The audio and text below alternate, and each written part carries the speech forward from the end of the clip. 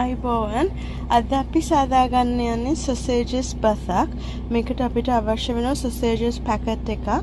මේ chicken කුකුමස් උරුමස් sausages මේ වගේ ඇතුළේ තීරු වලට කපලා මම මේ විදිහට කපාගෙන තියෙන්නේ. මේක වළඳක දාලා ඔලිව් ඔයිල් ටිකක් දාලා බැද ගන්න. අපේ සොසේජස් ටික බැදලා ඉවරයි. අපි දැන් ඒක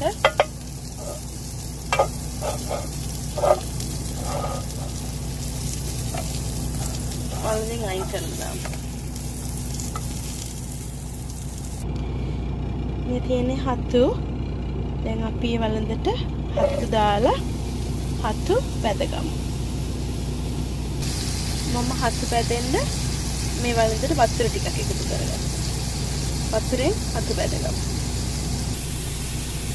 මගේ හතු බැදලා ඉවරයි.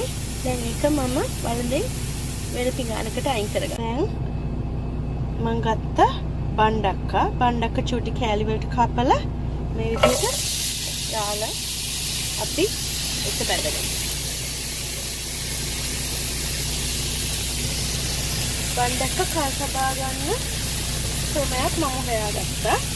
ශීතකරණය වැඩිම ශීතය පත්තිට දැම්මහම උඩ කෑල්ල ශීතකරණය උඩ කෑල්ල තියෙන දේවල් ෆ්‍රීස් වෙනවා, ගල් වෙනවා වගේ වෙනවා. ඉතින් මේ තියෙන්නේ මගේ බණ්ඩක්ක පෙට්ටිය. මේක ගල් වෙලා තියෙන්නේ. ඉතින් කාලයක් තබා ගන්න පුළුවන්. එතකොට ගල් වෙන්න ඕනේ නැති එළවලු ටික යටම තට්ටේ තියන්න තියෙන. එතකොට ගල් වෙන්නේ නැහැ. දැන් ගොඩක් කල් තියාගන්න පුළුවන් මට මේ බණ්ඩක්ක.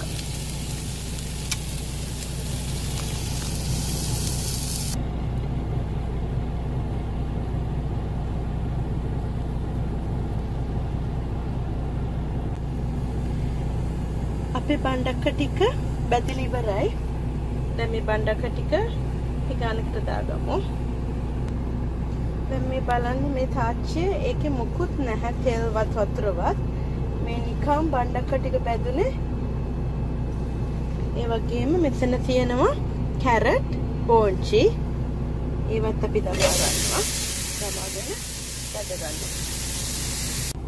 අපේ කැරට් බෝංචි දැන් බැදලා ඉවරයි. අපි මේකට බිත්තර 4ක් දමා ගන්නවා. මම ගම් බිත්තරත් අරගෙන තියෙනවා. මේ බිත්තර 4 මෙහෙම පැත්තකට දාන්න. එළවලු ටික පැත්තකින් තියන්න. කහමදේ පොඩි කරන්න.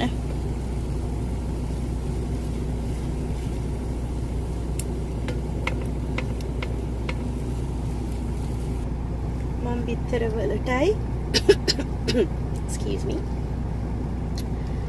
අපේ එළවලු වලටයි ලුණුයි ගම්බිරිසුයි දමා ගත්තා. ඒ බිත්තර පොඩ්ඩක් එහාට මෙහාට කරනවා.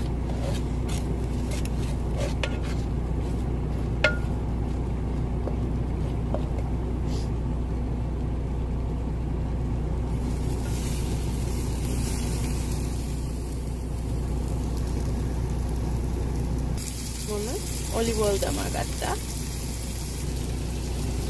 මේ තියෙන්නේ ක්‍රිමිනාශක නොදැම්මපු කහ කුඩු. දැන් මම කහ කුඩු ටිකක් ලියා ගන්නවා. අපේ ඉතුරු සොසේජස් සහ එළවලු ටික දමා ගන්නවා. මේ තියෙන්නේ කෑලි මිරිස් කුඩු දමා ගන්නවා. මෙතන මම මේ දැන් උයාගත්ත බත් මේ බත් එකත් දමා ගන්නවා. දමාගෙන දැන් මේක හොඳට මිශ්‍ර කර ගන්නවා. විතර ටිකක් එහාට අරගෙන ඔක්කොම හොඳට මිශ්‍ර කර ගන්නවා. ඊට පස්සේ මේ තියෙන කෙරිගෝල් බටර් ටිකක් මේ වගේ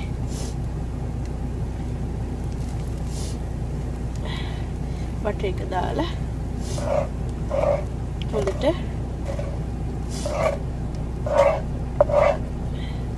එකත් එක්ක අනා ගන්නවා.